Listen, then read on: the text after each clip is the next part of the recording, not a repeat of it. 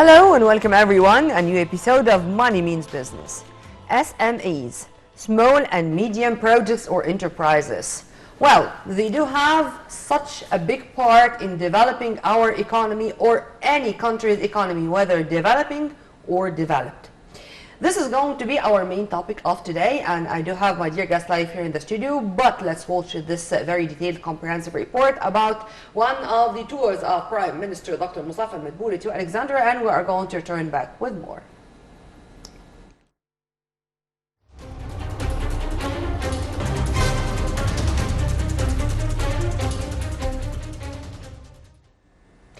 Micro, small and medium enterprises. In my humble opinion, they are not less important at all than the automobile industries, for example, the mega projects.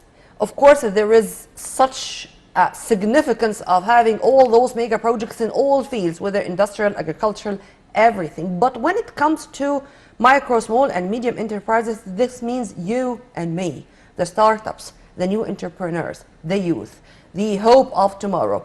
And there are such wonderful, great efforts exerted by the government to help and to support all those who want to start, because this is the new generation. This is the bright future of the coming generations. Well, to shed more light on this and to shed more light on the efforts exerted by the cabinet, by the government and the political leadership to support all those who want to make their future by their own hands. What is the financial inclusion? How this can fulfill all the needs or realize all the targets? All this and more with my dear guest live here in the studio, our economic expert who is going to answer all our questions. Well, Dr. Abbas Zoghary, our economic expert, thank you very much for being with us, sir. Thank you. Let's start immediately, but a definition. Because many would say how I can differentiate between small, micro, macro, medium enterprises. Even a company of two can be considered as a project or as a company. Sure. You can. No, you are going to elaborate to tell us the scientific way of defining these words, SMEs. Actually, I'm glad to be with you tonight. Thank you. To talk about this subject, because it's in and it's very important for the future of Egypt.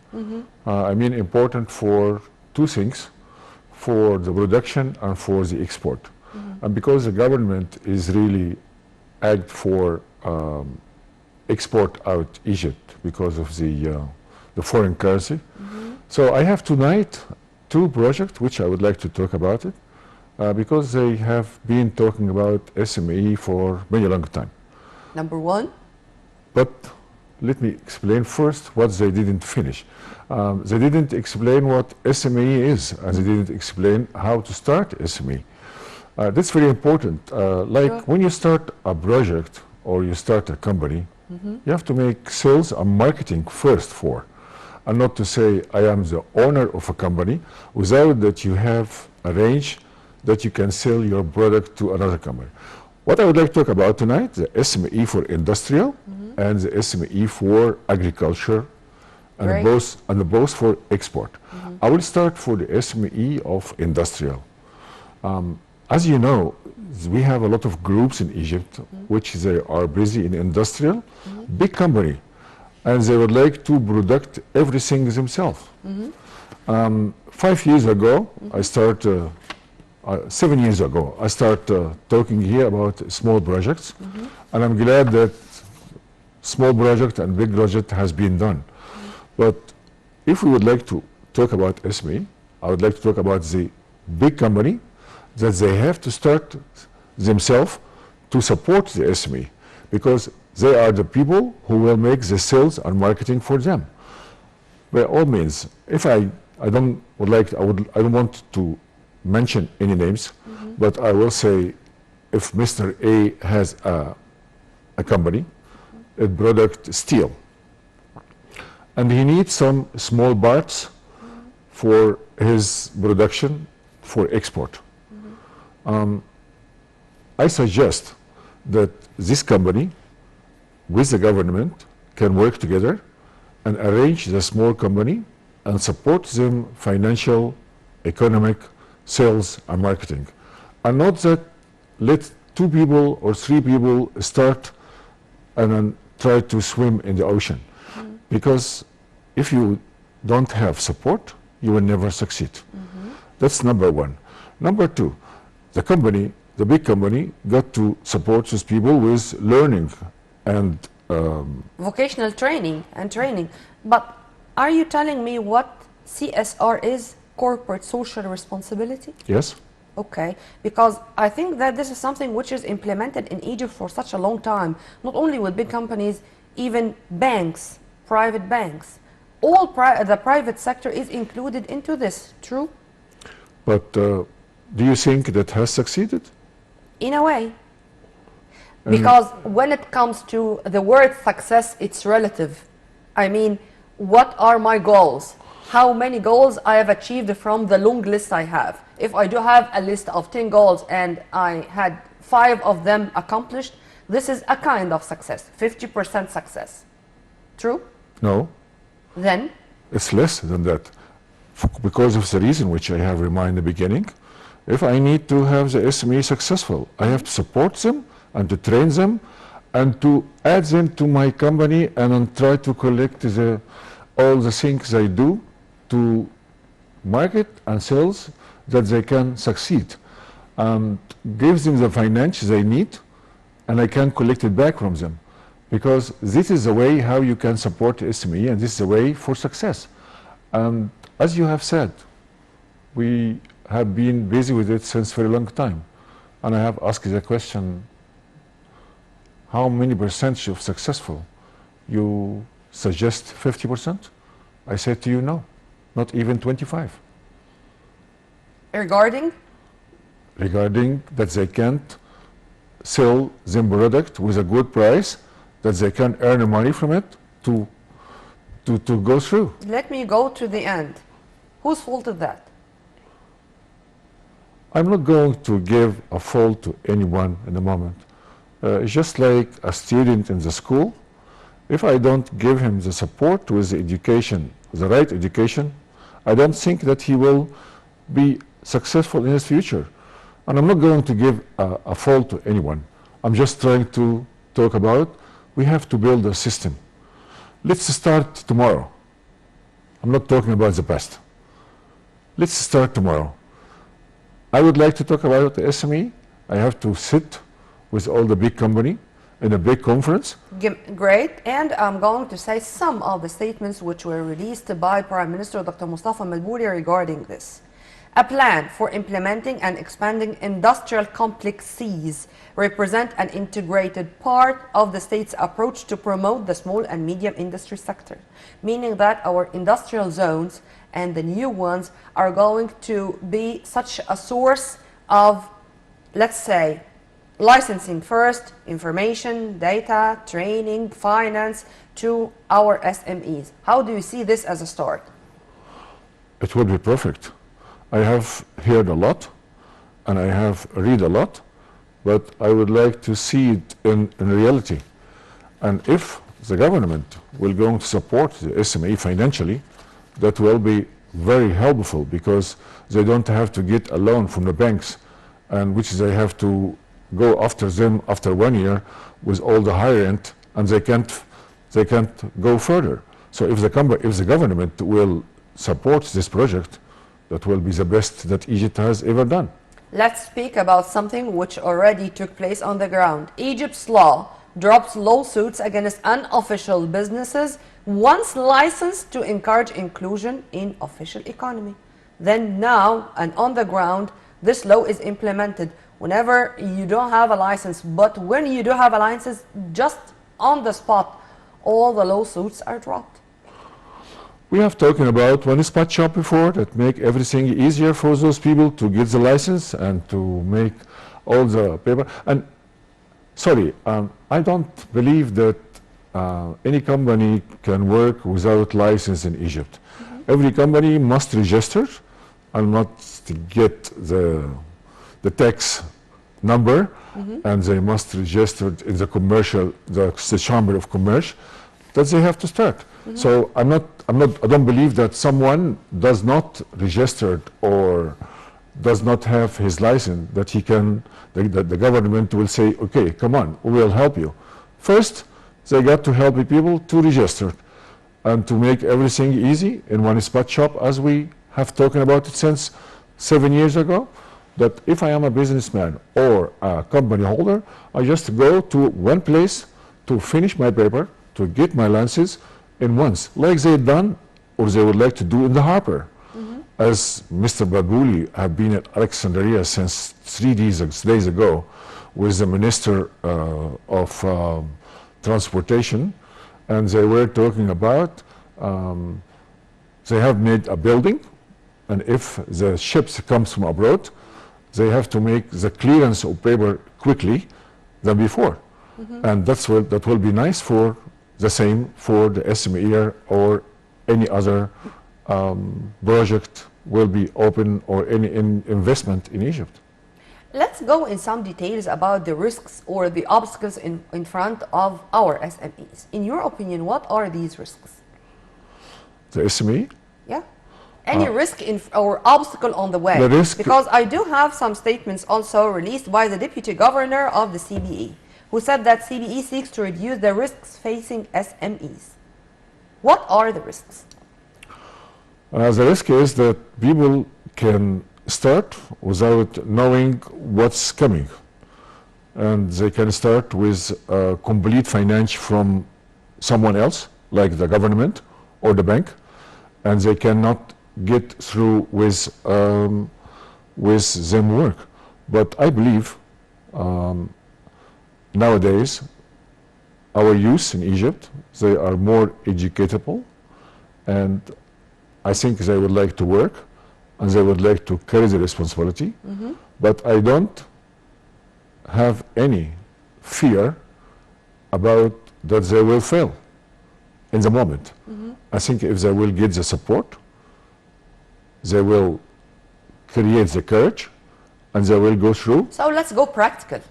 Let's have a list of points which we should adopt to guarantee that my project is going to be a story of success. Number 1. Training. Number 2. Finance. Number 3. Arranging the license and the place where they have to start.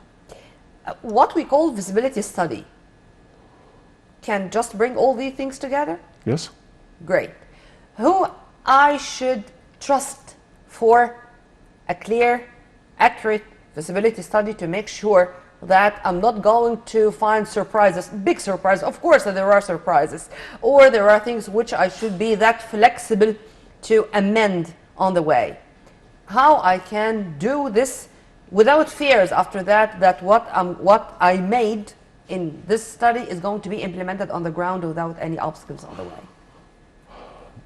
Risk, you have it everywhere, but you have to compromise the risk with trying to find the good people that they can make a conference and choose the good one who can carry the responsibility to carry. And it's very easy to find it. I mean, in Egypt we have a lot of experts, but we have to give them the chance. We have to give them a chance. It's very, very important word what I said, and you have to put a big line under it. We have to give them the chance individually. I mean, they can go apply for the job. I'm just trying to explain. I am an SME. I'm looking for a job, and my job, the government said, if you would like to have a job, I have a job for you, but you will have to carry the responsibility for the company yourself. And if I will not be capable for that, I will not go apply for it. And of course, the expert will decide with all the training and all the tests if I will be able to do it or not. Yeah. But risks, you have it all the time. If you have fear, you cannot cross the street. Because if you have fear, you think if you cross the street that the car will money will is hit coward. you. I'm sorry, this word hurt me, because if I would like my country to be successful, I have to trust This people. is what they say. It's not me. They can But say, why I'm saying so? Because if I do have the money and just don't know what I would do, and I prefer just to let them in the bank and just to enjoy myself, and having these revenues by the end of the month or by the end of the year or quarterly, whatever, and that's it. How I can encourage those who have such sums of money to make sure that they can do that, and the risk is calculated in a way. It's not calculated. they just have to give the chance. Sir, let me put my question in other words. Do we have lack of ideas or lack of encouragements? Yeah, I mean, ways to encourage the people to do so, or the enthusiasm to go into the issue, or just having miscalculations or thinking about what the global economy all is suffering after what's going on, whether after the COVID-19 issue and its negative repercussions, or after the European struggles, you name it, Russian-Ukraine war or stuff like that. How to separate myself from all the surroundings and just think only of my private project, my own business, and the ways to make it a story of success. I have to have vision. This is very important. I have to, if they don't have it, I can create the vision for them. And I am not suggested that you can give the SMEs to one person. I will surprise you with talking about the agriculture SMEs. This is what I wanted to hear. Later. Yeah. Because I have a lot of example in Europe, which I have been working for 45 years for export and also hotelier. And I would like to give my expert to my country that people can follow. Give me your vision regarding And the then- SMEs in the yeah. field of agriculture. Yeah. And I will give you in two countries, in Holland, which I have been for a very long time, and in Spain. Okay. I have said before, in Holland they are very expert in agriculture. In Zoghary, I mean, taking sand from the sea and then making them country bigger. They said, God created the world and the Dutch create Holland. And that's true. The expert for those people, I can use it here in making the desert green. Okay. I can use the expert for making the milk production in our Egypt huge and cheaper. If I, which make me say that if I compare the milk prices in Egypt in the moment and in Europe, our milk prices is expensive than in Europe. They said it's one bottle of milk or 1 liter of milk. It's not even a liter, but it might be 900 milliliter. They sell it for 22 or 23 pounds, which they sell it there for 11 pounds. So if you can buy the liter milk there for 60 or 57 cents, and you can buy it here for €1 or more, that's really upset me a lot, because so therefore I asked before, let's start with the agriculture SME to make every farmer exporter, to make every farmer a big, huge milk production, to make each farmer a big, huge meat production. How to make that? To build, I hope that someone hear me, that they can listen like I talked before, and other projects, to make organization, like what Prime Minister have said, that he would like to support the SME and etc. To collect, for example, I have student finish the University of Agriculture, for example. I can choose 10 students or 20 and make an organization and give each one of them not 5 fadan like they said, it's nothing. We have a lot of land in Egypt. I can give everyone 10 fadan. Each 5 people will have a farm for 50 fadan. Every 10 can have a farm of 100 fiddan, 400 hectare. And this is something suitable which they can really have a big production from it. For example, I have a problem with milk in Egypt. And as we know, and as we get used to our countryside, people take the cows and in the end of the evening they milk it, and the production is very, very low, is not more. The cow production in Europe, it's about 40 liters a day. 40 liters a day, because they are walking in wide land, in open land, in grass. They eat themselves. They don't eat dry grass, they eat green grass. And when these cows goes in an open field and they come, it's like you are outside in open air. And then you come home fresh and healthy and smiling. Great. This is one of the projects, and I'm going to have, if you permit me, some comments on that. Sure. All right. Number two? Number two, we are aiming for export. And the export of agriculture in Egypt, the government did not work well in it because some people own it in Egypt. There might be 5 or 6 people. They're a huge exporter in Egypt.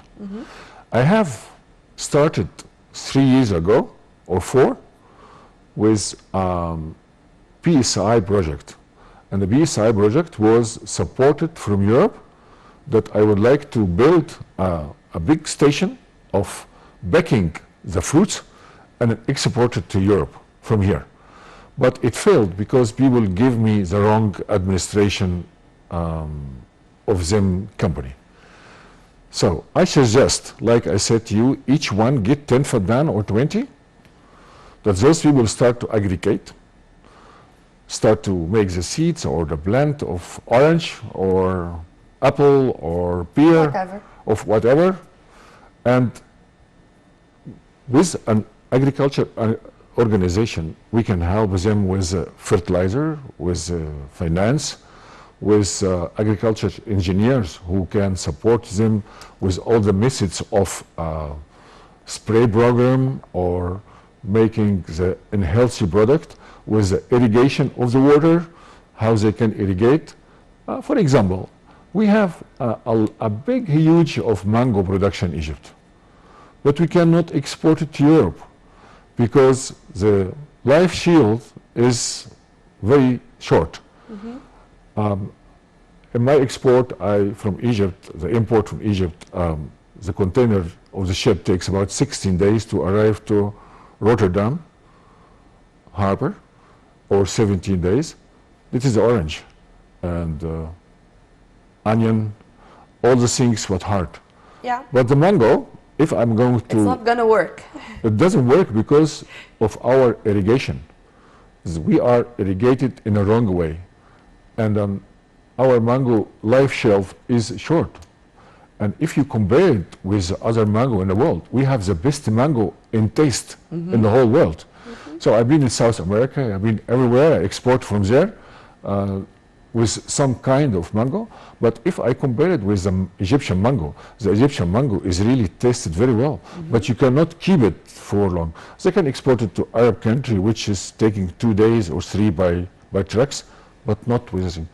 These things need some improvement and need some attention from the Minister of Agriculture, to help those farmers, to support them with engineers. They go with the head like before. Where is that? Before, because we have land, I find a lot of engineer going with his motor to the farmer to help them in the cotton, in the orange, and all the fruits. But this is suddenly disappear. They are all sitting in the offices. They are not going to help the farm.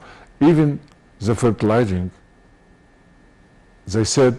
I'll tell you what, this is not going to continue this way. And if you permit me, I'd like to comment on both, because fortunately I was here and I was reading these piece of news. Number one, Less than a month ago, there was a very important meeting between President Abdel Fattah al-Sisi and one of the most important businessmen in the field of milk products or dairy products, in addition to top state executives. And they were speaking about Decent Life Initiative and how to include all the farmers or most of the farmers who are included into Decent Life Initiative to participate or to be part and parcel of what you've just mentioned. Every farmer will have his own, I mean everything, his own cow, his own dairy products. He or she of course, is going to be such a source of income to himself, and it's going to be a win-win situation between the political leadership or the government or the cabinet and the layman in the street. Number two, today there was this also meeting between the president and Major General Amir Sayed Ahmed, presidential advisor for urban planning, regarding the land reclamation projects nationwide in Upper Egypt, in Sharq al-Awaynat, in the Lahoun sector and the silos there, in addition to the new delta, of course. So I think regarding the agriculture, all what you have said is being studied, and inshallah it's going to be implemented on the ground even as we speak.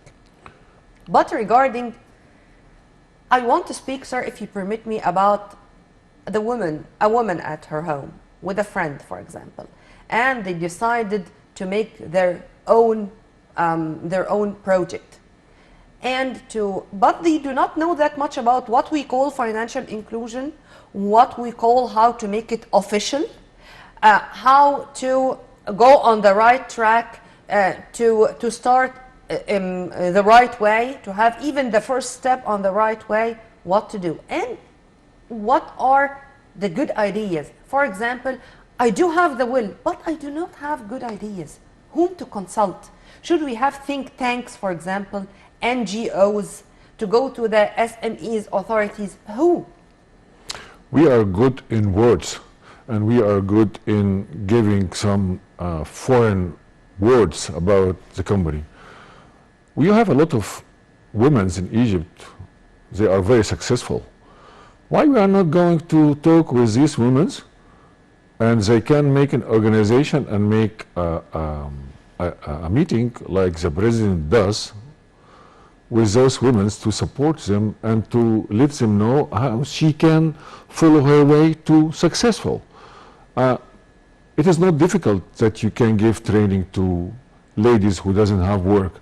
We have also an SME ladies, they are more successful than men, and they make companies from zero, and they start from zero, and now they have him on financial very well. So if you permit me to tell you about how you do that, I will be able to tell you, but it's a very long story. It doesn't need only today, but it need more.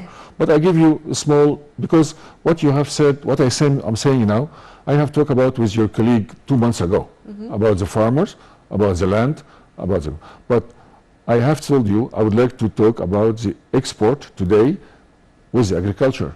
But if you would like to train people, you have to make an organization, and you have to get trainers, and let these people make them own plan. Which kind of project I would like to follow. I would like to make it easy for these people. I will make the project clear. I said, we have project like milk production, export orange, export onion, export clothes, export raw material of wave from the cotton. And if the people see the project which I have, I think they will think with me.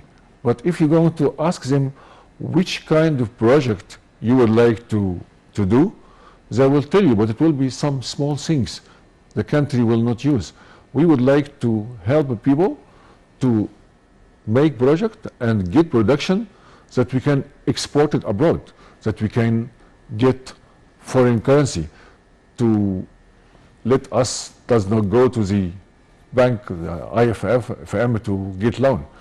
That's what I'd like to do. This is completely, I mean, it's normal, but I mean, and it's not only Egypt, I mean, every country, whenever there is economic crisis due to any reason, it's very normal to resort to loans from international institutions, but the most important thing is not to depend on that, and we are not depending on that. We are depending on our work and on our production. But God saves Earth from the climate change issues and from the viruses like COVID and from the struggles as the whole world is suffering from recession and inflation after this military operation in Ukraine by Russia. But sir, let me return to a press statement which was issued in April by the Ministry of Local Development indicating the top 5 governorates received funds through a program of Mashru'ak, or your project. Minya comes first, followed by Sohag, then El Bahira, El Daqahliya, and El Sharqiya. Going to Upper Egypt is such a dear part of Egypt, and it seems that it's back to us. Unfortunately, for decades, Upper Egypt was, I'm not going to say neglected, but it did not receive the proper care or appreciation. Proper service. Let's say it's service. Now the case is totally different. And for example, I'm going to mention El Minya and Sohag receiving 22,000 businesses at 2.6 billion Egyptian pounds, offering 137,000 jobs, followed by Sohag, 21,000 businesses at 2.6 billion Egyptian pounds, offering 124 jobs. And this is only a start. How do you see this? And in your opinion, what are the potentials we have in Upper Egypt? I'm really very glad, and which I have seen the last 5 years, the progress of projects, the progress of roads, the progress of factories, the progress of civilization, which has been done. And if you allow me, I think that Egypt is one of the countries, they have a very good vision since that President Sisi started the presidency. And this is a vision which you would like to have in making a project. Mm-hmm. The man comes with a vision. I would like to clear all the bad houses which people were living in it. Slums. And it's done. Mm-hmm. Because there was a vision, was a dream, and the dream comes true. About Upper Egypt, you said they were neglected without care. No. Upper Egypt has been a lot for Egypt since very long time. Yes. But regarding to the country finance and the difficulty which have been in the past for the war which Egypt has had with our neighbor, we had it difficult in finance that we could make things easier for all the population all over. Mm-hmm. But in the last 5 years, Upper Egypt has get attention. I don't think they didn't have it since 60 years.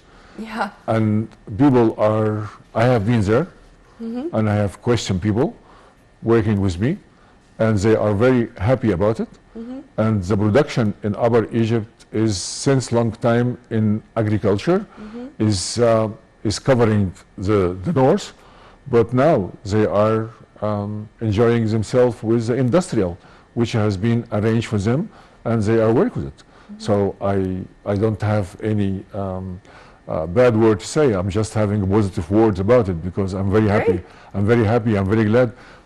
It's not only for Upper Egypt. It's everywhere in Egypt where you go, there is some people working.